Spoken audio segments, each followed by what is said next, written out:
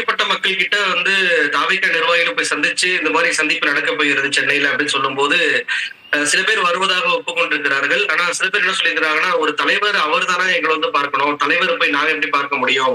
பாதிக்கப்பட்ட அந்த கவலையிலிருந்து நாங்க இன்னும் மீளவே இல்லை. நாங்கலாம் வர முடியாது அப்படின்ற சில வார்த்தைகளை பயன்படுத்தியதாக நியூ இந்தியன் எக்ஸ்பிரஸ் போன்ற இணையதளங்கள்லாம் செய்தி வெளியிட்டிருக்கிறாங்க. அவங்க உண்மையிலேயே மானம் உள்ளவர்களுங்க. சரி, உண்மையிலேயே பாதிக்கப்பட்டவங்களை தானங்க நம்ம போய் நேரா பார்க்கணும். இதுல என்ன மரபே அதுதானே. பாதிக்கப்பட்ட ஒரு வருடம் நிறைய வீடுகள்ல இல்லைன்னு ஒரு வருடம் துக்கம் காப்பாங்க.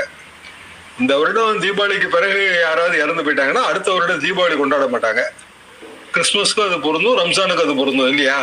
ஒரு வருடம் விசேஷங்கள் எதுவுமே கொண்டாட மாட்டாங்க.